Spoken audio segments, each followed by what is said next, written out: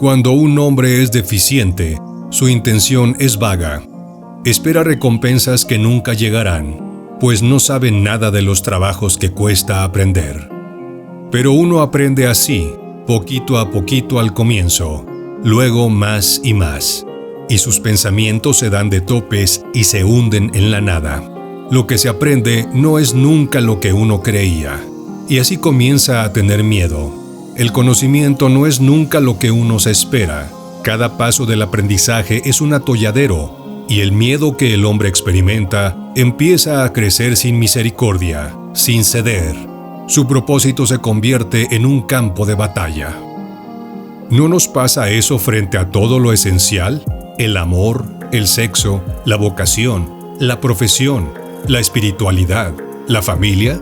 En cada comienzo llegamos a un punto de vértigo, de indefensión, de pequeñez, un umbral donde se requieren confrontaciones, verdades, saltos al vacío.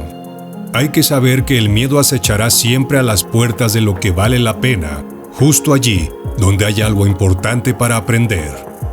Y así ha tropezado con el primero de sus enemigos naturales, el miedo, un enemigo terrible, traicionero y complicado. Se queda oculto en cada recodo del camino, acechando, esperando, y si el hombre, aterrado en su presencia, echa a correr, su enemigo habrá puesto fin a su búsqueda, lo que significa que jamás aprenderá, nunca llegará a ser un hombre de conocimiento, llegará a ser un maleante o un cobarde cualquiera, un hombre inofensivo, asustado. De cualquier modo, será un hombre vencido. Su primer enemigo habrá puesto fin a sus ansias. Para superar el miedo, el hombre no debe correr, debe desafiar a su miedo y pese a él, debe dar el siguiente paso en su aprendizaje, y el siguiente, y el siguiente.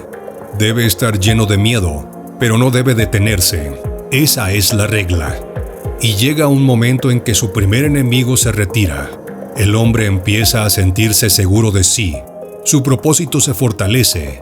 Aprender no es ya una tarea aterradora. Cuando llega ese momento gozoso, el hombre puede decir sin duda que ha vencido a su primer enemigo natural. Ocurre poco a poco, y sin embargo, el miedo se conquista rápido y de repente. Una vez que un hombre ha conquistado el miedo, es libre de él por el resto de su vida, porque a cambio del miedo ha adquirido la claridad. Una claridad de mente que borra el miedo. Para entonces, un hombre conoce sus deseos, sabe cómo satisfacer esos deseos. Puede prever los nuevos pasos del aprendizaje y una claridad nítida que lo rodea todo. El hombre siente que nada está oculto. Y así ha encontrado a su segundo enemigo, la claridad. Esa claridad de mente, tan difícil de obtener, dispersa el miedo, pero también ciega. Fuerza al hombre a no dudar nunca de sí. Le da seguridad de que pueda hacer cuanto se le antoje, porque todo lo que ve, lo ve con claridad, y tiene valor porque tiene claridad. Pero todo eso es un error. Es como si viera algo claro pero incompleto. Si el hombre se rinde a esa ilusión de poder, ha sucumbido a su segundo enemigo y será torpe para aprender.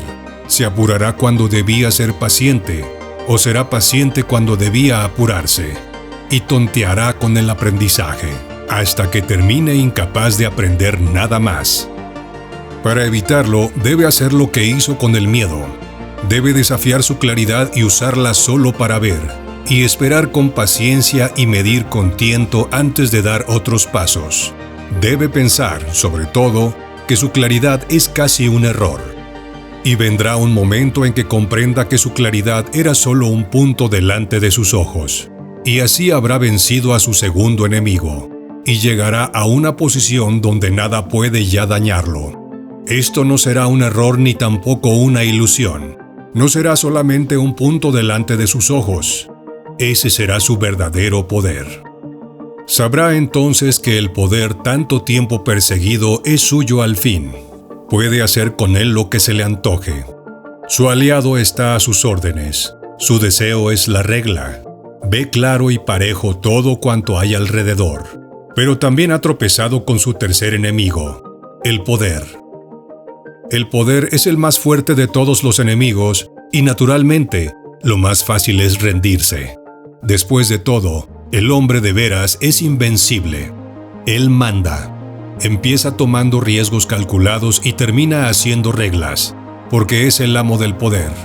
Un hombre en esta etapa apenas advierte que su tercer enemigo se cierne sobre él, y de pronto, sin saber, habrá sin duda perdido la batalla. Su enemigo lo habrá transformado en un hombre cruel, caprichoso. Un hombre vencido por el poder muere sin saber realmente cómo manejarlo. El poder es solo una carga sobre su destino.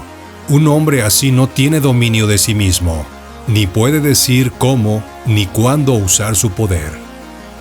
Para vencer al tercer enemigo, hay que desafiarlo con toda intención. Tiene que darse cuenta de que el poder que aparentemente ha conquistado no es nunca suyo en verdad. Debe tenerse a raya a todas horas, manejando con tiento y con fe todo lo que ha aprendido. Si puede ver que, sin control sobre sí mismo, la claridad y el poder son peores que los errores, llegará un punto en el que todo se domina. Entonces sabrá cómo y cuándo usar su poder, y así habrá vencido a su tercer enemigo. El hombre estará, para entonces, al fin de su travesía por el camino del conocimiento, y casi sin advertencia, tropezará con su último enemigo, la vejez. Este enemigo es el más cruel de todos, el único al que no se puede vencer por completo, el enemigo al que solamente podrá ahuyentar por un instante, porque tarde o temprano nos gana el tiempo. Cada proceso llega a la muerte. El dictador termina exiliado. Al gerente le llega su jubilación. Al león lo desplaza uno nuevo.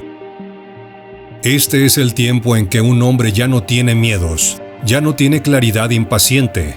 Un tiempo en que todo está bajo control, pero también el tiempo en el que tiene un deseo constante de descansar. Si se rinde por entero a su deseo de acostarse y olvidar, si se arrulla en la fatiga, habrá perdido el último asalto, y su enemigo lo reducirá a una débil criatura vieja. Su deseo de retirarse vencerá toda su claridad, su poder y su conocimiento. Hay muchas personas envejecidas prematuramente. Ya lograron mucho y la vida perdió el sentido. Se sientan en su cumbre polvorienta a esperar la muerte.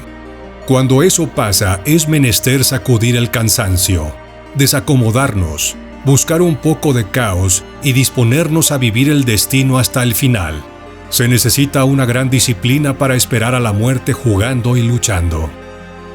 Pero si el hombre se sacude el cansancio y vive su destino hasta el final, puede entonces ser llamado hombre de conocimiento, aunque sea tan solo por esos momentos en que logra ahuyentar al último enemigo, el enemigo invencible. Esos momentos de claridad, poder y conocimiento son suficientes.